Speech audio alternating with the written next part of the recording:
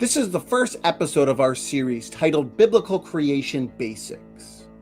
These videos will only be a few minutes long and will provide amazing evidence supporting biblical creation that anybody can utilize in conversations, debates, discussions, and more.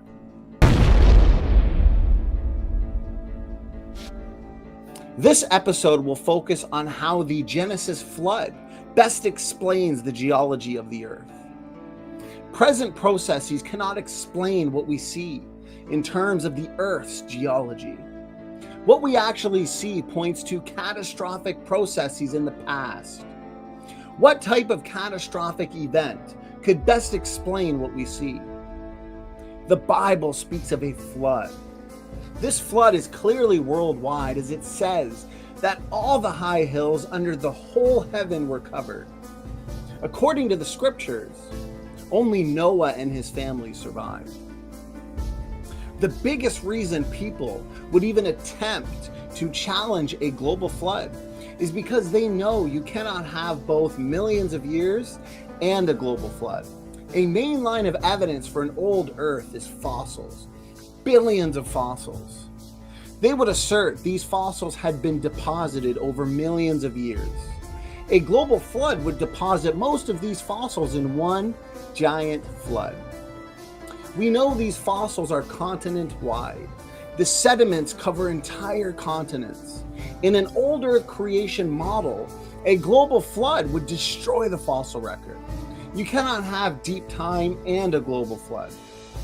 Unfortunately, many Christians have chosen to reject the plain reading of Scripture, and they have decided to put forth a local flood instead. Jesus compares the coming judgment by fire to the days of Noah. The coming judgment would be a global judgment, of course, in the same way that the flood of Noah was a global and worldwide event. It would not make any sense for the flood of Noah to be a localized event, in the same way that the coming judgment by fire would be localized. Why would Noah build a massive ark, take two of every kind of animal, including birds, if it were indeed a local flood? Even a continent-wide flood would not make any sense. Noah had 100 years to build the ark. He could have moved anywhere in 100 years. This is why the flood was clearly global.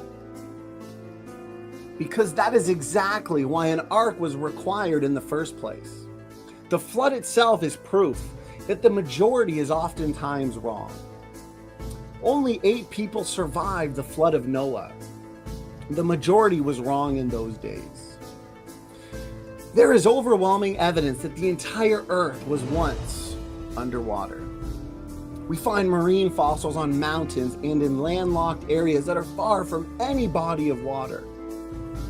All you have to do is look at these sedimentary layers that extend across entire continents. The deposition of these layers must have been catastrophic. This catastrophic cause must have been global in order to explain these incredibly massive layers extending entire continents. This all had to have formed rapidly. If these layers were not formed rapidly, we would not have billions of fossils in the first place. Fossilization is an exceedingly rare event and requires extremely specific conditions. To get a fossil in the first place, you have to bury it quickly and deeply, because if an organism is not buried quickly and deeply, you will get scavengers who will eat the organism, or the organism will bloat and float, never actually becoming a fossil. It would fall apart and disintegrate. The worldwide flood of Noah, the global flood with the immense and unique consequences, have incredible explanatory power when it comes to the geological features of the earth, as well as in explaining the world's coal, oil, mountain ranges, fossils, canyons, and more.